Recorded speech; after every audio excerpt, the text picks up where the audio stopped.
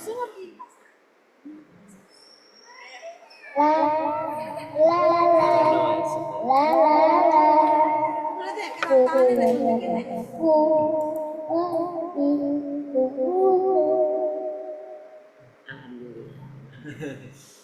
kita mulai ya. Assalamualaikum warahmatullahi wabarakatuh. Innal hamdalillahi nahmaduhu wa nasta'inuhu wa nastaghfiruh. Wa na'udzu billahi min shururi anfusina wa min sayyiati a'malina. May yahdihillahu fala mudilla lahu wa may yudlil fala hadiya lahu. Asyhadu an la ilaha illallah wahdahu la syarika lahu wa asyhadu anna Muhammadan abduhu wa rasuluh. Sallallahu ta'ala wa karim. A'udzu billahi minasyaitonir rajim. Bismillahirrahmanirrahim. Ya ayyuhallazina amanu taqullaha wa tanzur nafsun ma qaddamat lighad. Wattaqullaha innallaha khabirun bima ta'malun. Alhamdulillah kita terjadi dalam pagi hari ini kita diberikan nikmat iman, nikmat sehat, sehingga kita tetap melaksanakan kewajiban kita menuntut ilmu pengetahuan sesuai dengan keinginan Allah dan yang diajarkan oleh Rasulullah Sallallahu Alaihi Wasallam, sehingga kita tetap istiqamah belajar dari sejak kita mengenal Islam sampai akhir hayat. Inilah yang dianjurkan. Dalam hadis disebutkan bagaimana namati ilallah. Tentu ilmu pengetahuan itu sejak dari ayunan sampai hayalan. Apabila orang sudah wafat itu tidak ada ilmu pengetahuan, menuntut ilmu lagi. Tapi menuntut ilmu selama masih ada, kita punya kemampuan untuk mendengar, melihat, perhatikan, membaca, memahami. Itu adalah sebuah kewajiban kita untuk selalu memperbaiki diri kita agar kita selalu menjadi orang-orang yang dipilih oleh Allah untuk menjadi hamba-Nya. Nah, jadi kita lanjut. Nah, tolong dibaca tuh.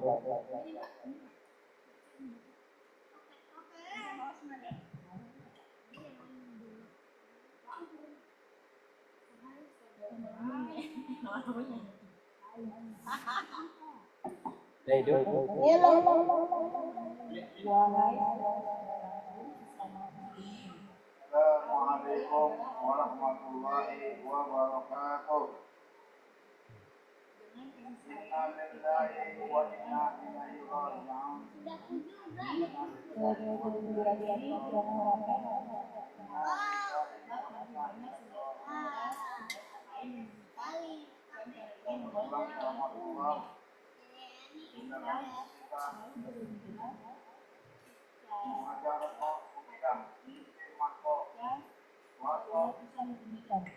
Usia 70 tahun. Meninggal pada hari Sabtu 20 Juli 2020. Ya, kalau kita perhatikan ini dipanggil oleh saudara-saudaraku sesama muslim. Nah, jadi yang dipanggil saudara-saudara itu adalah orang-orang yang satu orang muslim. Orang muslim itu bersaudara, ya kan? Jadi al-muslim al-mu'min lil mu'minin al-bunyani yasudu ba'dul ba'da. Orang mukmin sesama orang mukmin itu bersaudara. Ya kan? Nah, dan persaudaraan itu dipanggil supaya bersama-sama menjadi orang-orang yang beriman. Nah, jadi orang muslim. Ya. Ini adalah memanggil. Kenapa dipanggil? Supaya kita bersama-sama menjadi orang-orang yang selamat nanti di dunia dan di kampung akhirat. Jadi hari raya adalah hari untuk bergembira. Kenapa bergembira? Karena kita mendapatkan apa yang dijanjikan oleh Allah, yaitu surga seluas langit dan bumi yang disediakan untuk orang-orang yang bertakwa.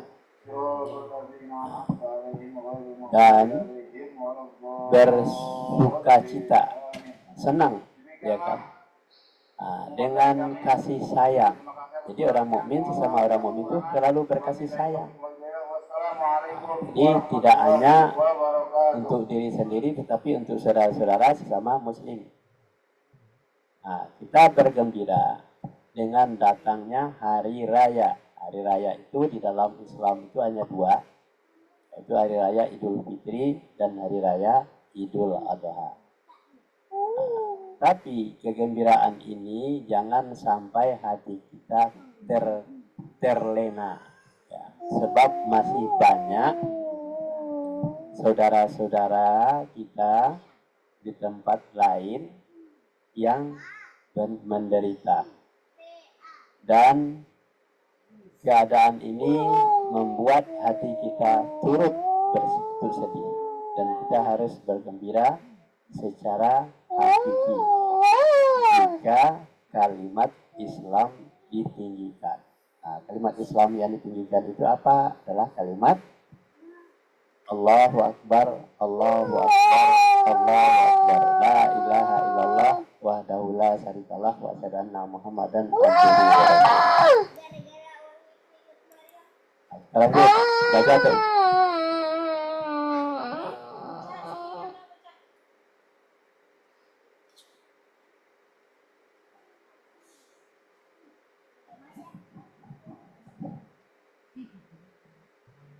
Dunia, jika syariat Allah diharapkan, disyariatkan, ya diharapkan, ya terus diharapkan jika cahaya langit menerangi kegelapan dunia, jika kalimat Allah yang paling tinggi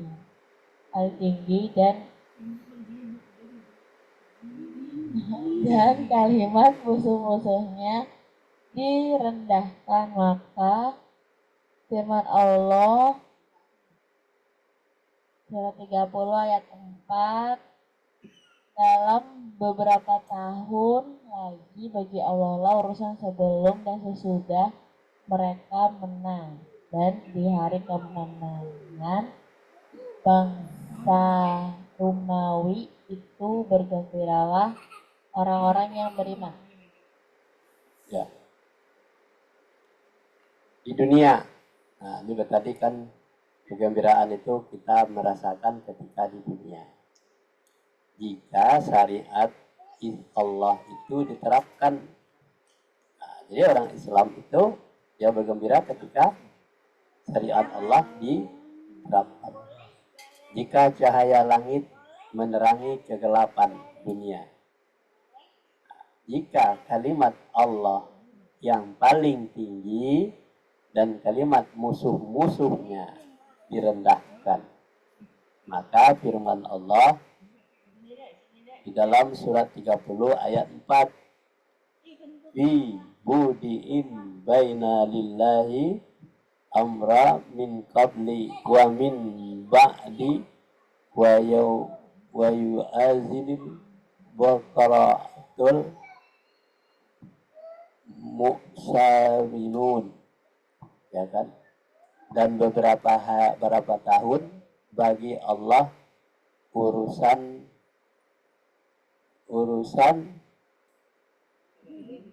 sebelum dan sesudah reda orang-orang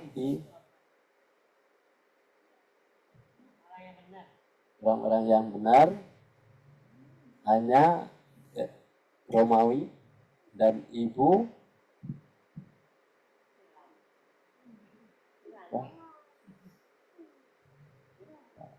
Romawi dan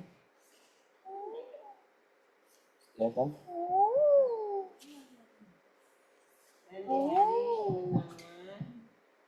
Ya, dan beri kemenangan bagi orang yang beriman. Nah, jadi kalau kita perhatikan ayat ini adalah merupakan bertaruh kepada atau amanat kepada orang-orang Muslim yang bergembira pada hari raya. Kita lanjut.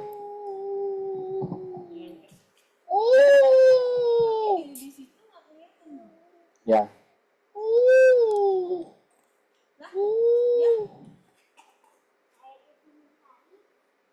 Terus kita tuh.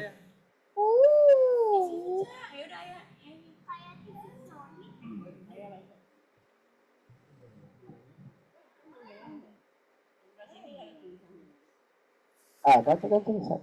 Itu memang tak ada.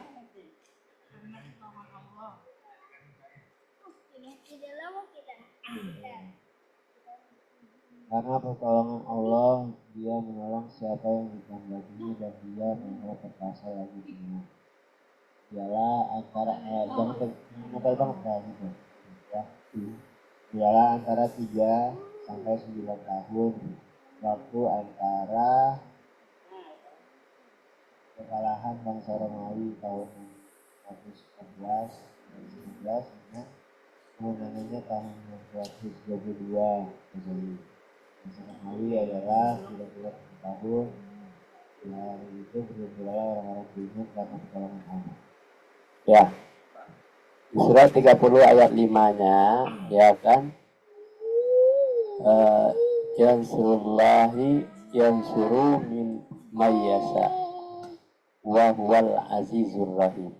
Karena pertolongan Allah dan Dia menolong siapa yang dikehendakinya. Dan Dia yang maha perkasa lagi maha penyayang. Jadi orang-orang yang berperang di jalan Allah, Allah lah yang menolong. Nah, ini di surat tuh, ya kan? Dan Ia antara 3 sampai 9 tahun. Waktu antara kekalahan bangsa Romawi tahun 614 sampai 615 dengan kemenangan tahun 622 Masehi. Bangsa Romawi adalah kira-kira 7 tahun. Nah, dari itu bergembiralah orang-orang beriman karena pertolongan Allah. Jadi dulu bangsa Romawi itu sangat berkuasa. Ketika pada zaman Khulafaur Rasyidin adalah orang Islam ditawan oleh Raja Romawi, maka dikirim surat, kalau kamu tidak melepaskan tawanan Muslim, katanya, kamu akan berhadapan dengan musuh-musuh orang Muslim yang berada di belakang dan di depanmu. Oleh sebab itu bebaskanlah tawanan kamu itu. Makanya orang Romawi takut, bangsa Romawi, Raja Romawi itu takut ketika itu. Nah, inilah Allah yang memberikan menolong. Jadi berperang itu cukup dengan kalimat-kalimat yang tegas saja. Nah, ini pertolongan Allah, tidak perlu berperang. Lanjut.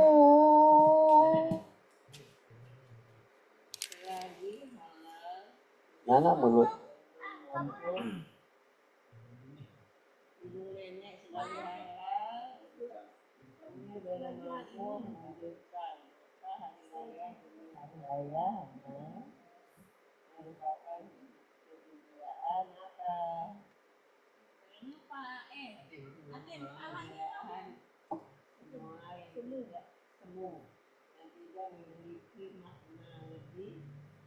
Dalam sebab umat tidak memiliki karakteristik yang adalah seekor burung yang atas sayapnya yang terlalu cabut berbulunya jika tidak bisa berpisah pada wilayah sampai kita melihat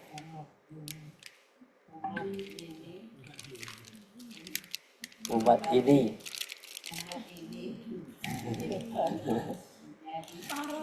bahwa Ya. Ya, kita perhatikan. Kita lanjut yang tadi, peristiwa yang terjadi ketika Umar bin Abdul Aziz. Ya, ya selagi hal ini, saja hal ini itu belum mampu diwujudkan, maka hari raya demi hari raya hanya merupakan kegembiraan semu yang tidak memiliki makna lebih dalam, lebih mendalam. Sebab umat tidak memiliki karakteristik yang hakiki. Nah, kita adalah seperti seekor burung yang patah sayapnya, yang tercabut bulu-bulunya. Kita tidak bisa berkicau pada hari raya sampai akhirnya kita melihat umat ini menempati posisi di bawah sinar matahari. Nah, jadi seperti itulah kalau umat Islam itu tidak punya wawasan pengetahuan, tidak punya ilmu, tetapi hanya memeluk Islam itu seperti ibaratkan seperti seekor burung yang patah sayapnya, tercabut bulunya, tidak bisa terbang dan tidak bisa berkicau. Ini kan karena umat Islam itu dianggap bodoh ketika itu, tidak ada punya wawasan pengetahuan dan tidak punya ilmu, baik strategi. Nah, pada hari ini kita perhatikan umat Islam itu paling jatuh ya keterbelakangan. Kenapa? Karena kebodohan dan kemiskinan. Kenapa dia bisa bodoh? Kenapa dia bisa miskin? Karena dia tidak mempunyai wawasan pengetahuan tentang keilmuan. Nah, teknologi jalan terus, sementara umat Islam itu hanya terlena, ya kan? Terlena dengan tipu daya dunia atau dengan politik yang bersifat membuat orang itu merayu supaya dia tidak berdaya, makanya tidak perlu pendidikan, maka anak-anaknya tidak dididik, merajalelalah orang-orang jahat di sekeliling umat Islam. Nah, seperti itu, seperti burung yang patah sayapnya. Inilah umat Islam. Kalau tidak dikasih makan, tidak dikasih amplop, nah, walaupun dia sudah menjadi pejabat dikenal amplop, kebenaran itu sudah tersembunyi. Kenapa? Tidak punya ada ilmu tentang agama di dalam dadanya. Jadi gampang dibeli keimanannya. Nah, ini seperti itu diibaratkan seperti burung yang patah sayapnya, yang tercabut bulu-bulunya. Nah, jadi kita tidak berdaya sama sekali. Bagaimana mau terbang? Terbang itu perlu sayap dan perlu bulu, ya kan? Nah, orang miskin, orang yang bodoh itu seperti itu. Kemana aja ada orang perintahkan mau asal dikasih makan, asal dikasih uang dengan nilai yang sangat rendah. Nah, kalau kita perhatikan, ya seperti itu bangsa kita hari ini. Ya seperti di dalam mau orang yang memiliki tanah yang sangat luas di Pik 2 itu sampai Serang itu hanya dibeli dengan nilai hanya di bawah Rp50.000 semeter pada hari ini. Siapa yang membeli? Adalah orang yang berduit. Orang yang berduit, pejabat-pejabatnya mulai dari kelurahan, camat, bupatinya patah sayapnya, tidak bisa berbuat apa-apa. Kenapa? Disogok dengan uang. Ini seperti ini yang terjadi. Inilah seperti itulah orang mukmin muslim, padahal agamanya Islam. Yang membelinya adalah orang-orang kafir yang akan menguasai Pik 2 itu. Jadi Pik 2 itu mulai dari Teluk Naga sampai ke Serang Banten sampai ke BSD itu namanya Pik 2. Nilai tanahnya di bawah Rp50.000 hari ini. Nah, ini seperti ini. umat Islam itu patah sayap. Mulai dari pejabat-pejabatnya yang menamakan dirinya agama Islam menjadi pemimpin, menjadi kacau, menjadi pesuruh dari orang-orang yang punya duit. Seperti itulah kira-kira bentuknya. Lanjut.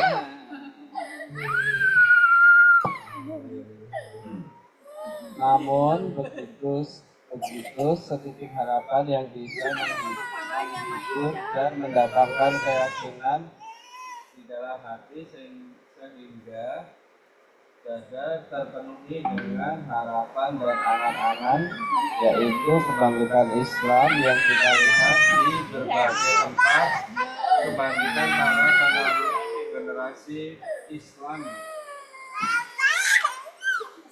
khususnya para pemuda dan pemudi. Mereka inilah yang bangkit setelah tertidur, yang bergerak setelah diam saja dan mengetahui Islam dengan benar, yang berpegang kepada talinya yang kokoh dan yang tidak akan putus, yaitu tali Islam. Ya. Namun begitu, setitik harapan yang bisa menghibur dan mendatangkan keyakinan di dalam hati, sehingga dada kita dipenuhi dengan harapan dan angan-angan, yaitu kebangkitan Islam yang kita lihat di berbagai tempat, kebangkitan para generasi Islam, ya, khususnya para pemuda dan pemudi. Mereka inilah yang bangkit setelah tertidur, yang bergerak setelah diam saja dan mengetahui Islam dengan benar, yang berpegang kepada talinya yang kokoh dan yang tidak akan putus, yaitu tali Islam yang baik. Jadi apabila generasi yang sekarang ini yang sudah patah sayapnya, tercabut bulunya seperti burung tadi, hanya setitik harapan saja untuk generasi yang akan mendatang. Kalau generasi itu dididik dengan Islam secara benar, seperti di rumah-rumah kita adakan pendidikan yang tegas tentang anak-anak kita yang akan tumbuh menjadi manusia, remaja, dewasa, dan menjadi orang tua nanti, menjadi pemimpin. Di dalam hatinya itu akan ditumbuhkanlah benih-benih Islam. Diajarkan Islam dengan yang benar. Berpegang kepada talinya. Apa talinya? Yaitu talinya itu adalah Al-Quran dan ajaran Nabi, yaitu sunnah Nabi. Ya, dengan baik. Jangan hanya asal-asalan kita mendidik anak-anak itu, hanya menyerahkan kepada orang, tetapi kita di rumah tidak mengajarkan Islam dengan baik pada anak-anak kita. Nah, kita biasakan itu bahwa Islam itu kita budayakan mulai dari rumah. Di dalam Al-Quran disebutkan wa anfusakum wa ahlikum nar. Jagalah dirimu dan keluargamu dari neraka. Jadi neraka itu akan muncul di dalam keluarga kita kalau kita tidak mengajarkan Islam kepada anak-anak kita. Anak-anak kita itu harus berbudaya Islam, berakhlak yang mulia, caranya secara Islam, bicaranya dengan cara Islam, bekerja, mulai makan, minum dan sebagainya, sholat segalanya, dan harus diajarkan terus-menerus kepada generasi kita. Itulah setitik harapan. Kalau orang-orang tuanya sadar bahwa kita akan bergantian hidup nanti. Tapi kalau kita lalai terhadap anak-anak kita, maka lebih parah lagi nanti anak-anak kita ini dibantai seperti yang terjadi di mana? Di Palestina hari ini. Kasihan. Dia punya memiliki rumah segalanya, dihajar oleh orang-orang kafir. Inilah makanya kita kuatkan ajaran Islam itu di rumah masing-masing. Billahi taufik wal hidayah. Assalamualaikum warahmatullahi wabarakatuh. Waalaikumsalam warahmatullahi wabarakatuh.